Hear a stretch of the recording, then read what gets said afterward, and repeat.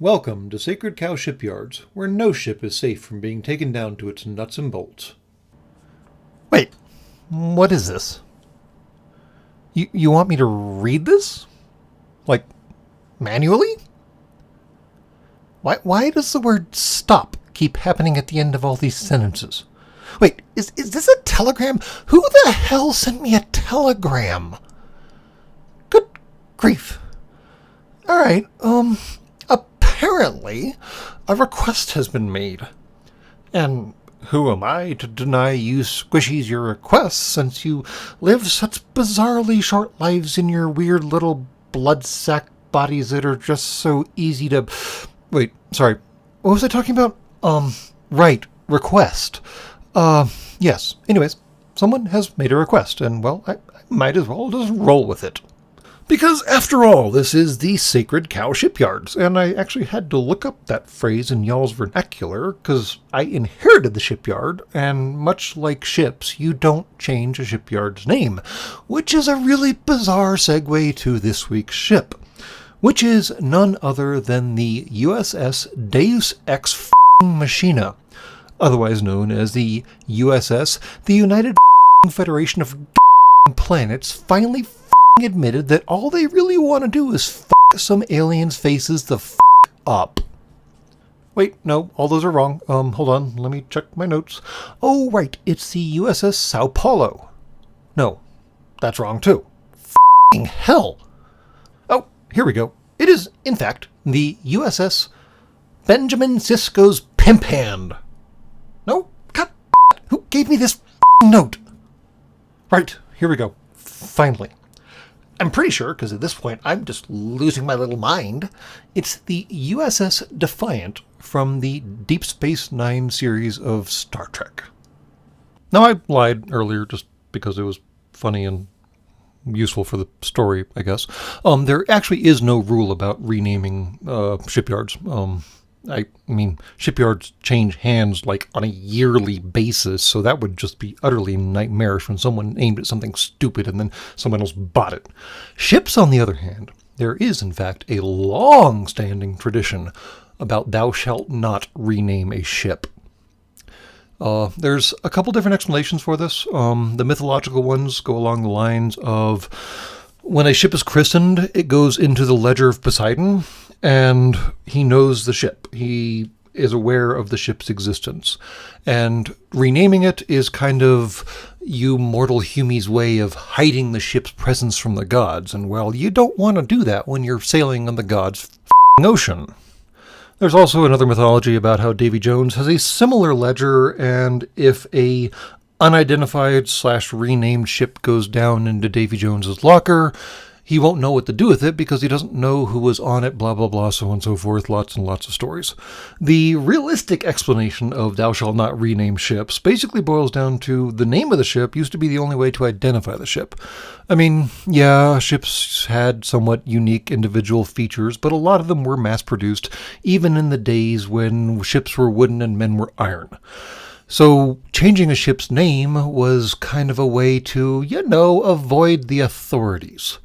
And even if you weren't trying to avoid the authorities, changing a ship's name was considered to be a way to avoid the authorities, so the authorities naturally assumed you were trying to avoid them.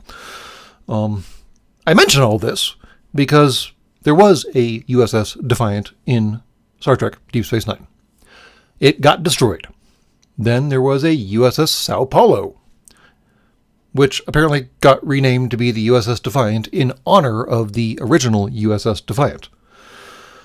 It's a good sentiment, and I know we're talking about spaceships, not seagoing craft, so the rules and traditions and so forth are maybe not quite as valid. It still kind of rubs me the wrong way. I mean, I don't even know how Sao Paulo happened. The Defiant was the first of her class, so it is, of course, the Defiant class, and then there was the Sao Paulo, and then there was the Valiant. Okay. Defiant and Valiant make sense. I mean, names of ships in the same class do tend to run in themes. So where did the Sao Paulo come from? Anyways, I am obviously killing time, because talking about the Defiant as a ship by itself is a nightmare. The writers of Deep Space Nine actually admitted that they got to the end of the second season and were like, okay, we made this massive, big, bad monstrosity of a species that is just tearing up the galaxy. No one's really gonna believe Deep Space Nine defending itself with 3 little tiny runabouts. Crap. What are we gonna do? Well, as we all know, or at least those of us who watch Deep Space Nine know, the answer was to literally create a warship that was so ridiculously overpowered it tried to tear itself apart the first time someone tested the engines at full output. I'm not even joking. They had to fix it after that so it wouldn't do that anymore. And I wasn't actually joking earlier. This was actually the United Federation of Planets' first attempt at building a legitimate, purpose-built warship. It had no other purpose aside from f***ing aliens' faces the f*** up. And yes, I know that the United Federation of Planets is full of quote-unquote aliens. You know what I mean. Anyways, first purpose-built warship. It did not have a science lab to speak of. It barely had a med bay. It had precisely 0 accommodations for families, which has always been kind of a weird thing for me for Star Trek, having their families on board their ships. But again, different conversation.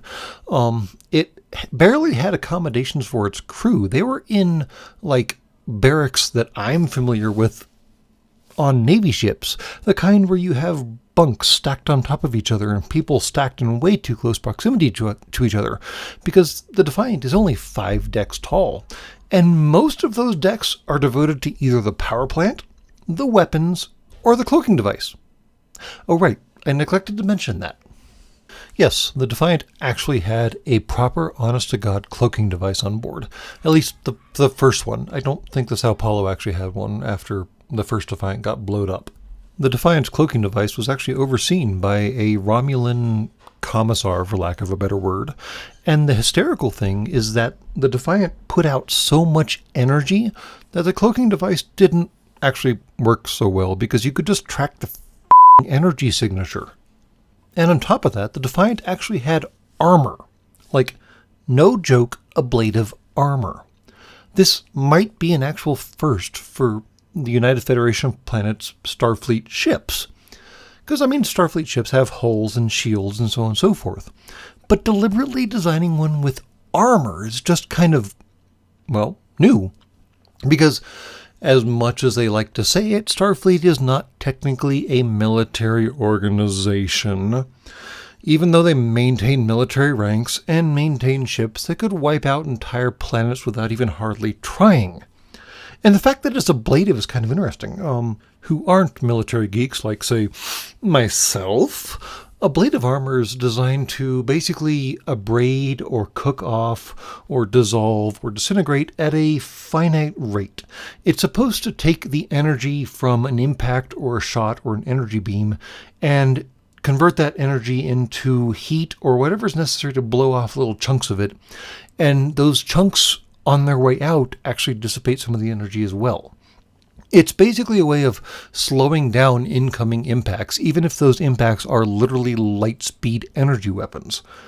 And the Federation put this on one of their precious little ships, which are totally not military ships. Yeah, okay. And hey, this thing doesn't have a science bay or much of a med lab to speak of or family accommodations, but it does have phaser cannons. Wait, phaser cannons? Wait, what? The last I bothered to pay attention to the Federation, they had phasers. They were just phasers. They used to come out of single emitters, and then they came out of these weird ring-type emitters. But still, they were beams.